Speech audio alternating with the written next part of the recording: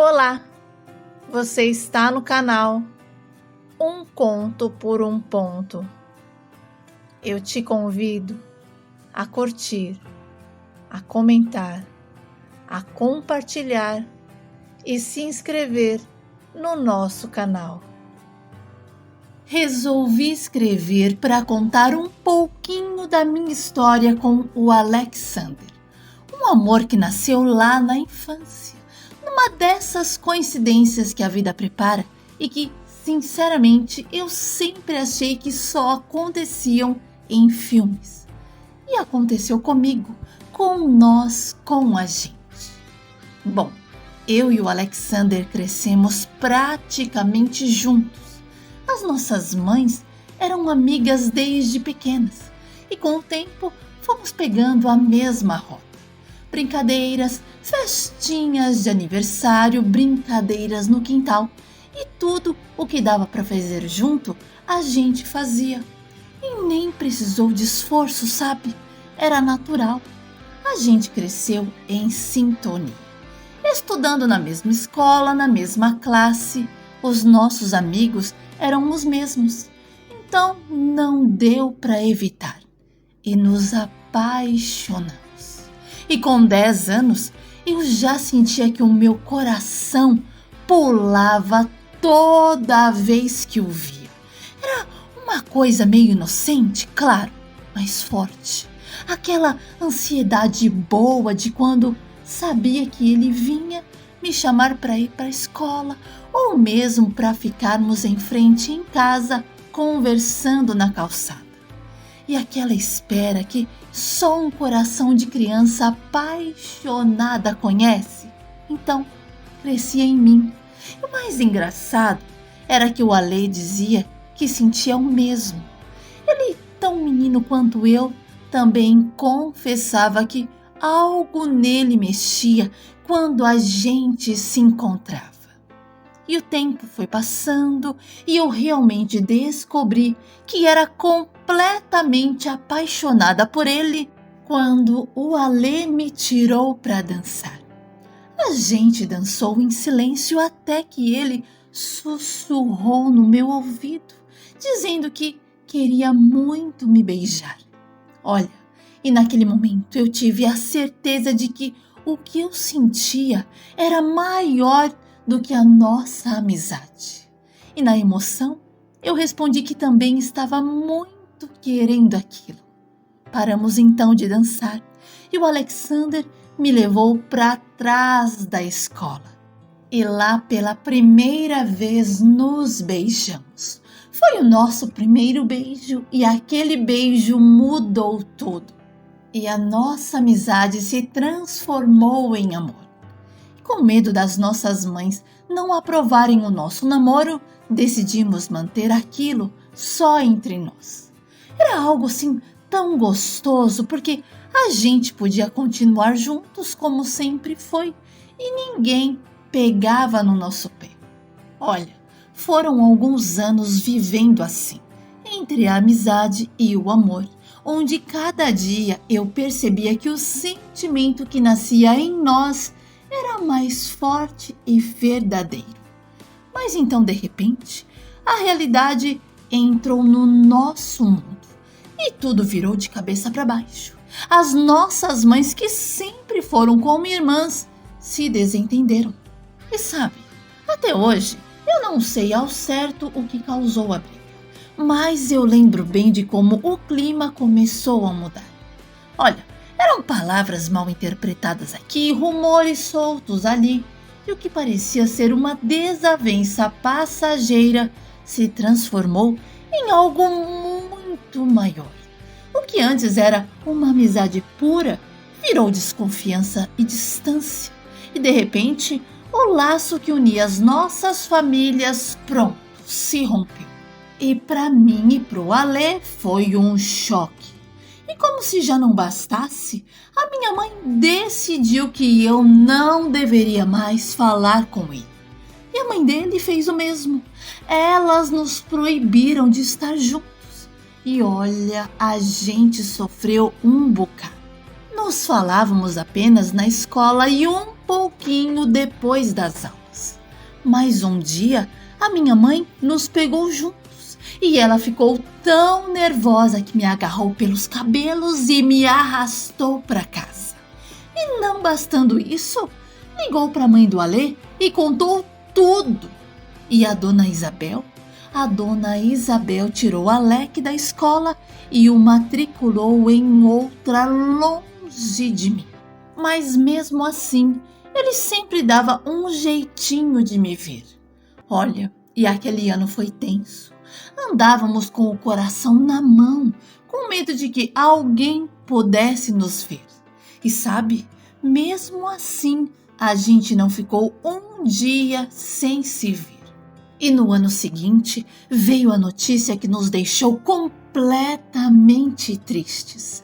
A mãe dele decidiu mudar de cidade e combinamos que daríamos um jeito de nos falarmos, nem que fosse por carta.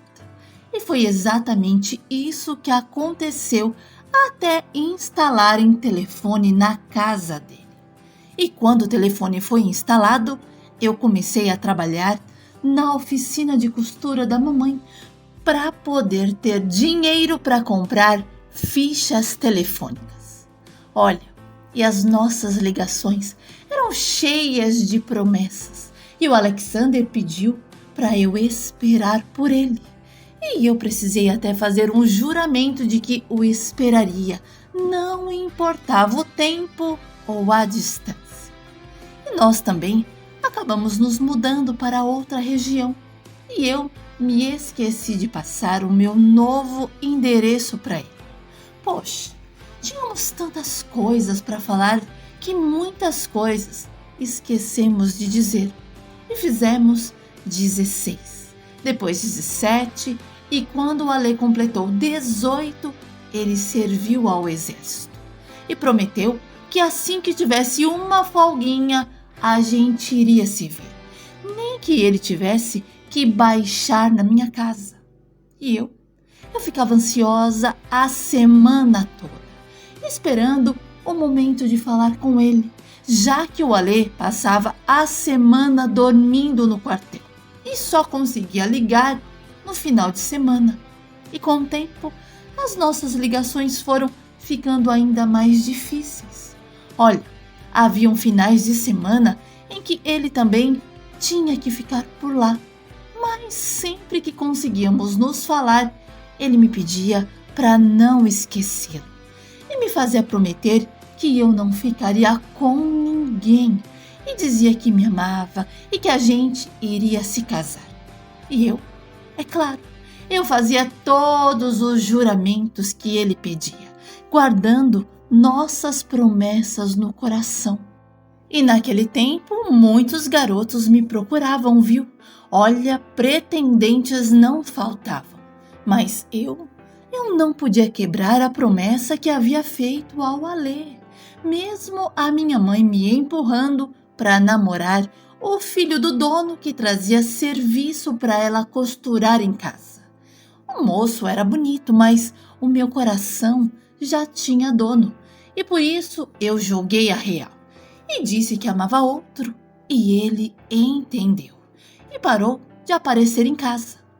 E o Alê um dia simplesmente parou de ligar. E eu entrei em desespero, sabe? Liguei inúmeras vezes para a casa dele, mas sempre recebia a resposta de que aquele número não pertencia mais a ele. E tentei recorrer às cartas na esperança de ter recebido alguma com um novo endereço, mas todas estavam com o mesmo endereço antigo. E a incerteza e a preocupação tomaram conta de mim. Olha, eu fiquei sem saber absolutamente nada dele, mas continuei na expectativa de que a qualquer momento ele apareceria porta fora. Mas a única coisa que aconteceu foi o tempo passar. E dentro de mim havia uma luta constante. Uma parte de mim queria iniciar um romance com alguém, enquanto a outra, cheia de medo, sussurrava: e se ele aparecer? E essa dúvida me deixava confusa, presa, entre o desejo de seguir em frente e a esperança de que o Alê aparecesse. E foi a minha mãe que me trouxe à realidade, quando ela jogou na minha cara que eu estava com 33 anos e ainda não tinha arrumado um namorado e que dali a pouco eu estaria, olha, era pra titia. E aquilo começou a me deixar triste, sabe? E para não dizer que eu não tentei, eu fui às escondidas até o endereço que eu tinha, buscando alguma resposta, mas ninguém sabia do paradeiro deles. O Alexander e a dona Isabel simplesmente desapareceram. Bom, mas a minha esperança reacendeu numa certa noite, quando eu cheguei do trabalho e encontrei a minha mãe toda feliz, cantando na cozinha. Eu perguntei o que estava acontecendo e ela me contou que tinha recebido a ligação da dona Isabel e que ela tinha encontrado o nosso número na lista telefônica. E aquela notícia, olha, me pegou de surpresa. E eu perguntei sobre o Alê, como ele estava, o que tinha acontecido, mas a mamãe respondeu que a conversa tinha sido bem rápida porque a dona Isabel estava no trabalho, mas que no sábado ele viria trazer a mãe dele em casa. E eu, junto com a minha mãe, começamos a pular de alegria. Finalmente, a gente iria se encontrar. E como eu disse no começo da carta que eu não sabia o motivo da briga entre elas, eu continuei, sem saber. Porque quando o sábado chegou, as duas se trancaram no quarto e resolveram as suas questões. Nos dias que se seguiram, mal consegui me concentrar em qualquer coisa. O meu pensamento estava o tempo todo no Alê e de como seria o nosso encontro. O que ele diria depois de tanto tempo longe, assim sem notícias, sem um telefonema? Enfim, qualquer coisa que ele dissesse provavelmente seria o suficiente para eu perdoá-lo. Afinal, foi um milagre que a mãe dele conseguiu nos encontrar na lista telefônica. Bom, e no sábado, enquanto a gente esperava por eles, o meu coração batia forte. Cada carro que passava parecia que era o deles. Eu estava tão ansiosa que fui ao banheiro umas 1000 vezes. E quando finalmente eu decidi tomar um pouco de água para me acalmar, a campainha tocou. E a minha mãe, que já estava na sala, abriu a porta e com uma empolgação contagiante falou: "Até que enfim você deu o braço a torcer, Bebel." E as duas começaram a chorar e aquele momento parecia tão carregado de emoções que eu não sabia como reagir. E por um instante eu senti o meu corpo flutuar. Tremia mais do que tudo, especialmente quando a minha mãe me chamou, dizendo que eles haviam chegado. Cada passo que eu dava em direção à sala parecia uma eternidade. O meu coração acelerava e o meu cérebro, então, estava a 1000 por hora. O que eu diria? O que ele diria? E quando eu entrei na sala e o vi, o Alexander estava lá, parado ao lado da mãe com uma criança no colo. E antes que eu dissesse qualquer coisa, a dona Isabel se virou para minha mãe e anunciou que aquela garotinha era a netinha dela, filha do Alê. E o meu coração congelou por um instante e tudo ao redor pareceu desaparecer. Nossa, e para acabar com a minha esperança, ela ainda disse que a minha mãe tinha que conhecer a esposa do Alê, uma mulher maravilhosa e que só não estava ali com eles porque tinha ido trabalhar. Ela era enfermeira. E eu olhei para o Alexander, mas ele estava tão concentrado nas histórias que a sua mãe contava, tão alegre, tão feliz, que eu senti raiva de mim. E o que deveria ser um reencontro de promessas se tornou um funeral para os sonhos que eu havia nutrido sozinha por tanto tempo. E quando a minha mãe e a dona Isabel subiram para a varanda, deixando eu e o Alexander ali na sala, o silêncio se instalou entre nós.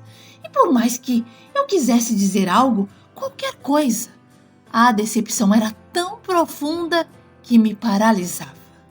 E por mais que eu quisesse entender como ele havia construído uma vida tão distante do que havíamos sonhado, eu não conseguia encontrar forças para perguntar.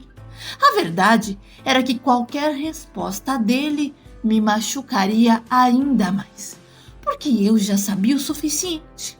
Ele tinha seguido em frente. O Alexander também parecia desconcertado, e por isso ele começou a gaguejar e perguntou se eu também tinha seguido em frente. E nessa hora eu não sabia o que dizer, mas eu criei coragem e respondi que não tinha seguido, porque eu havia feito uma promessa. E então ele continuou a gaguejar e pediu perdão por não ter conseguido ser tão fiel àquela promessa que fizemos. E ele alegou também que nunca imaginou que eu ainda o estava esperando. E ouvir aquilo dele era como um balde de água fria na minha alma. E eu deixei algumas lágrimas caírem e me sentei no sofá. E o Ale, percebendo a situação, sentou a sua filha no sofá e lhe deu até uma chupeta para ela se distrair. E pediu para que eu não ficasse daquele jeito, insistindo que a nossa promessa era coisa de adolescente e que na cabeça dele tudo havia acabado a partir do momento em que ele parou de me ligar. E eu retruquei, dizendo que nós não éramos mais adolescentes quando ele me fez jurar esperar por ele. E respirei fundo e perguntei por que ele parou de me ligar. E ele respondeu, dizendo que tinha conhecido a Vera e não quis me magoar falando que estava interessado em outra. Olha, e a menção da Vera trouxe à tona a realidade que eu não queria encarar. Ele havia escolhido uma outra pessoa, alguém que não era eu. E foi aí que eu chorei de verdade, porque ele tinha me deixado na escuridão enquanto construía uma vida ao lado de uma outra pessoa. Sabe, uma parte de mim queria gritar, questionar por quê. Ele achava que não me magoar era a melhor decisão, mas as palavras pareciam se perder antes de chegar aos meus lábios. E eu apenas disse: "Você se esqueceu da promessa, né?" E eu lembrei dela todos os dias da minha vida. Mas hoje, finalmente, eu me liberto de você e de toda a história que eu tinha criado esse tempo todo. E o Alexander? O Alexander percebeu o meu sofrimento e tentou se aproximar, mas eu recuei. Havia um abismo entre nós agora, e qualquer tentativa dele de cruzá-la apenas tornaria a dor mais intensa. Olha, aquela conversa estava nos forçando a encarar a verdade. A vida seguiu em direções diferentes, e talvez fosse a hora de eu também dar um passo em direção ao meu próprio futuro. E me levantei, peguei as chaves do meu carro e falei para o Alexander ficar à vontade. E ele ainda tentou se explicar, pediu para eu parar de ser boba e não agir daquela maneira, mas para mim ele tinha acabado de morrer. E eu saí fechando a porta sem olhar para trás e dirigi sem destino. Liguei até para algumas amigas a fim de conversar, mas todas estavam ocupadas. Foi quando então eu entrei num barzinho que estava aberto e pedi uma água com gás e não consegui conter o choro. O garçom educado perguntou se eu estava bem e eu apenas balancei a cabeça dizendo que sim. E quando a minha água chegou, eu ainda estava chorando. E ele então puxou uma cadeira e se sentou em minha frente. E perguntou por que eu estava chorando daquele jeito. E eu comecei a desabafar com aquele desconhecido. Contei a ele sobre a promessa que eu havia feito ao Alexander e mantido presa por anos a ele, e que hoje ele apareceu na porta da minha casa feliz, casado com uma filha, e sambou na minha cara e no meu coração. E o garçom me ouviu em silêncio e depois falou algo que mexeu comigo. Disse que a pior coisa era chorar por alguém que não estava, nem aí para nós. Mas que amar e sofrer fazia parte da vida. Se não fosse assim, não haveria histórias para contar. E acrescentou com um leve sorriso. E em tom de quase brincadeira, falou que eu estava entrando para o mundo dos decepcionados apaixonados. E compartilhou um pouco da própria história. Contou que também havia sofrido por alguém que só o usou e o deixou em banho-maria. Então conhecia bem a minha dor. E enquanto ele falava, alguém o chamou no balcão. E ele se levantou para atender e eu continuei ali sozinha. E quando ele voltou e se sentou ao meu lado novamente, eu tentei me recompor e disse que estava tudo bem, que ele não precisava se preocupar e que eu não queria que ele corresse o risco de perder o emprego por minha causa. E foi aí que ele sorriu e respondeu que aquele risco, ele não corria, porque ele era o dono. Olha, e continuamos conversando e aos poucos a angústia foi dando lugar a uma sensação de alívio. Era como se cada palavra trocada ajudasse a cicatrizar uma antiga ferida. E naquela tarde eu perdi e encontrei o amor da minha vida. O garçom chamado Isaías acabou se tornando mais do que um conselheiro casual. E com o tempo, ele se tornou o meu namorado. Alguém que me ajudou a reconstruir tudo o que eu achei que havia perdido. O Isaías me deu um amor tranquilo, verdadeiro e sem promessas vazias. Bom, a minha mãe e a dona Isabel também reencontraram o caminho da amizade. A reconciliação delas trouxe paz para as duas e a amizade delas continuou forte até o fim, quando a minha mãe infelizmente faleceu. Quanto ao Alexander, nós nunca mais nos falamos, apenas nos vimos em algumas ocasiões e ele ficou lá no canto dele e eu no meu. Isaías e eu nos casamos e tivemos uma filha, a Heleninha. Sabe, foi no dia em que eu me decepcionei com o Alê que eu encontrei o Isaías.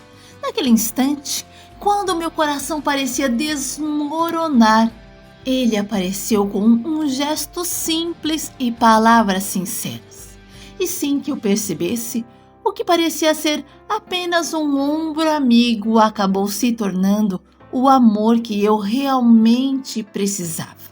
E foi ali, naquele momento de dor, que eu descobri o meu verdadeiro caminho, o verdadeiro amor ao lado do Isaías.